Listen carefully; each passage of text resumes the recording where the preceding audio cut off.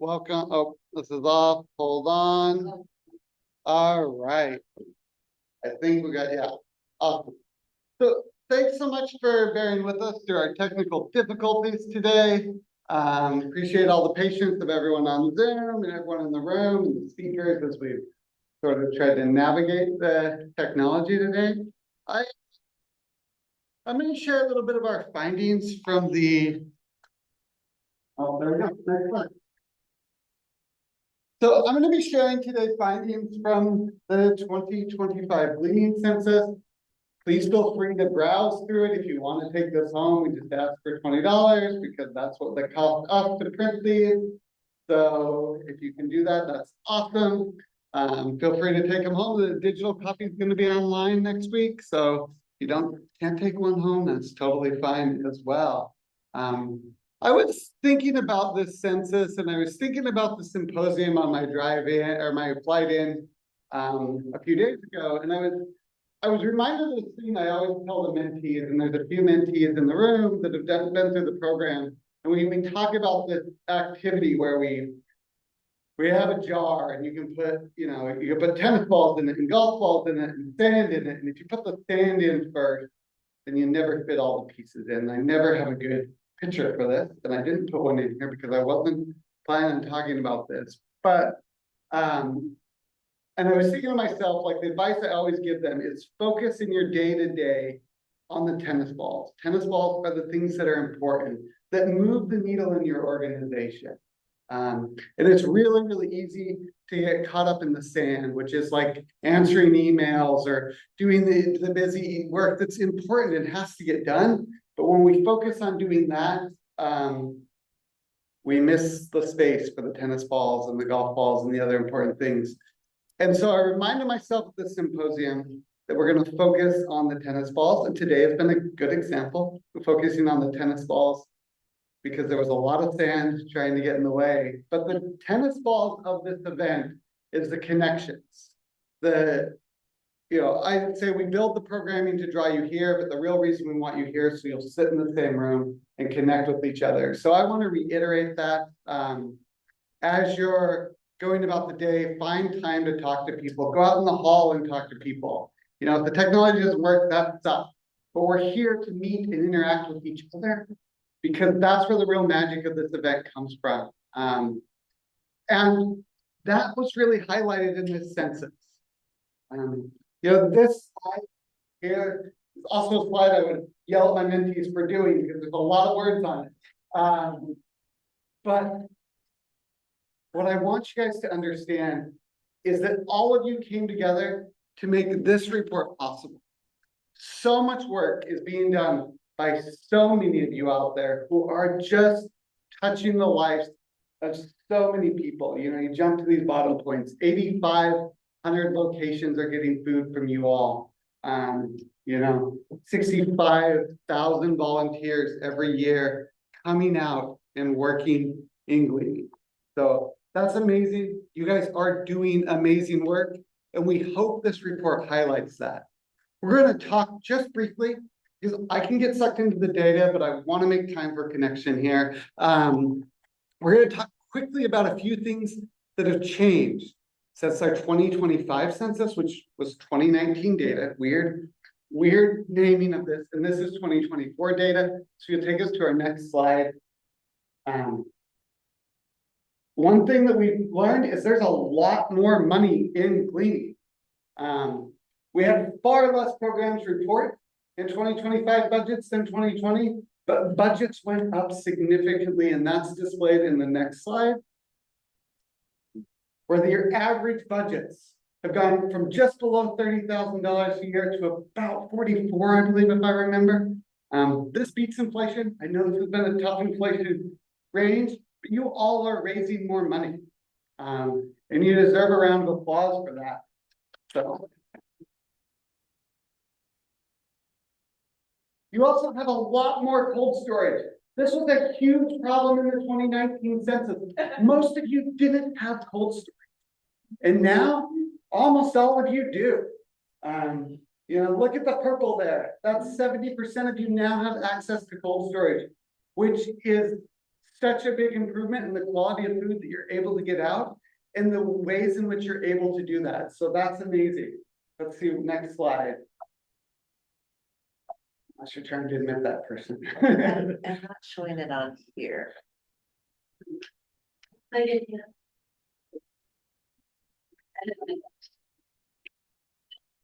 Oh, maybe not. Oh, now I just killed all the people on Zoom. It's still over here. Yes. All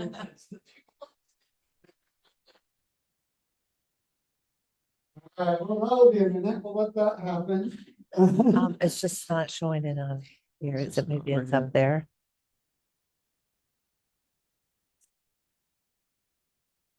The other big shift that we've noticed is there's a big change in how you all are rescuing. But when you go to that screen, you have to click. Okay, can I have to have it over here, You're right? doing far more post-harvest rescue than you were in 2020, and you're doing far more Okay, so farmers now I market get to rescue see this. than you were in 2020. After you Can you take us one more slide?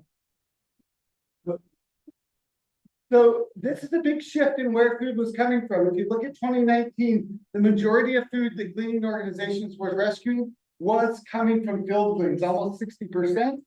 We're down to about 30%. You'll notice there's this huge chunk of unverified post-harvest rescue. We had two very large organizations who filled out the survey but did not do the interviews. And so it was hard to understand where that post-harvest rescue came from. And so it represents a big chunk. We think most of it is post-harvest rescue.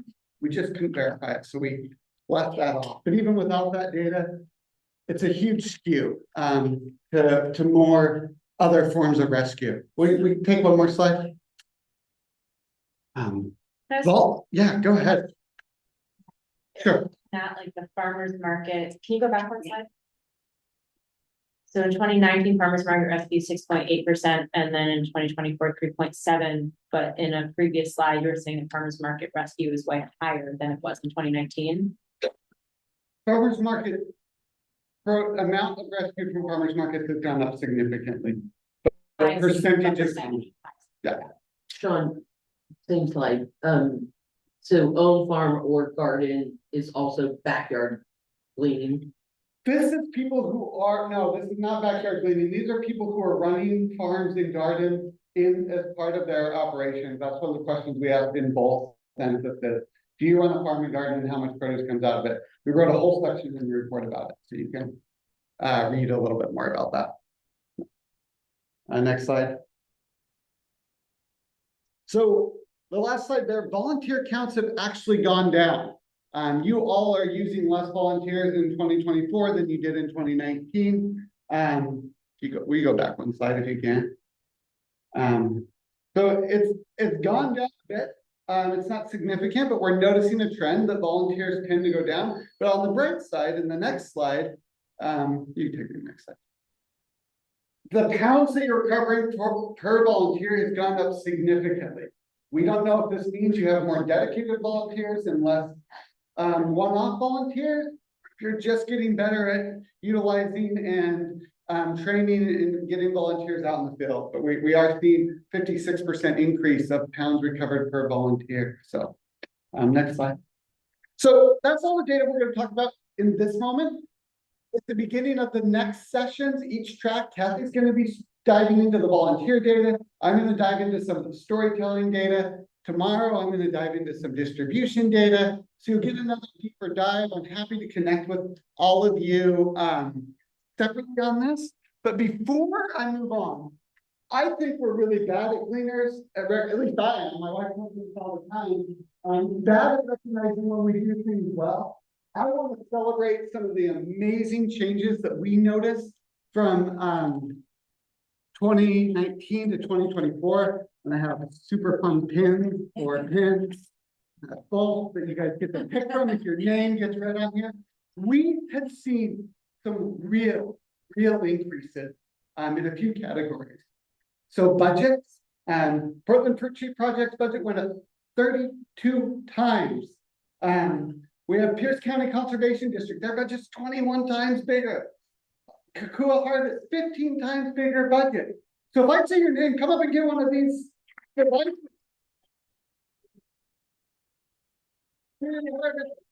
12 times bigger budget. Gorge Grown Food Network, 12 times bigger budgets. So take me to the next slide. These 5 organizations increased their budget by $300,000 between that 2 years. Space, so. So we got Cornell Cooperative Extension, Wayne, Kentucky, Portland Fruit Tree Project, Produce Good, and Uproot, Colorado.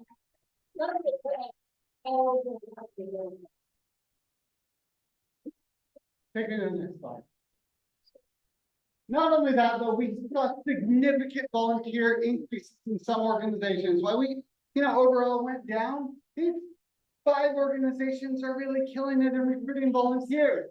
So we got Hillsborough County Conservation District, triple the amount of volunteers. Uproot, Colorado, almost tripled their volunteers as well. Contest Rhode Island, 1.5 times their, 2.5 times their volunteers. Rolling Harvest Food Rescue and Upper Valley Men, all really bringing out a lot more volunteers.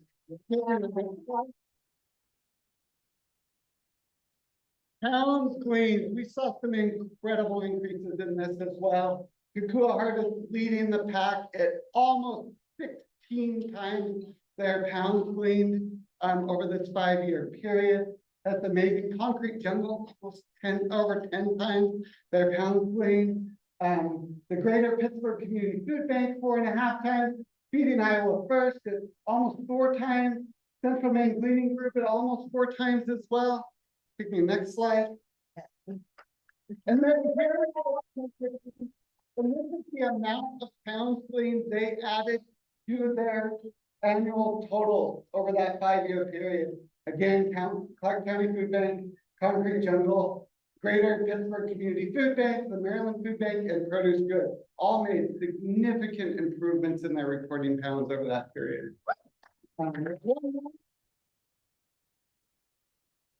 Talk about field gleans. Field gleans is an area of recommendation in the report. We've seen some decrease in the amount of food that's coming off of field green, but not with everyone. Tikkun Ha'er, 10 times their amount of food rescue. Operation Food Surge, Kukua Harvest again up here, but almost over 7 times their senior gleaners.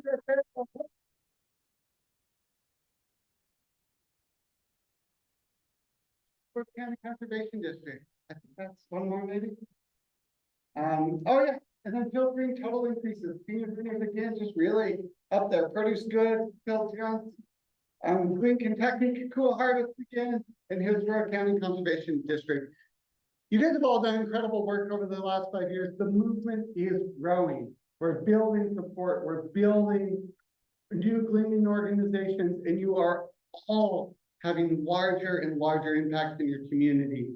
And that is incredible. So you all deserve a round of applause. Very good.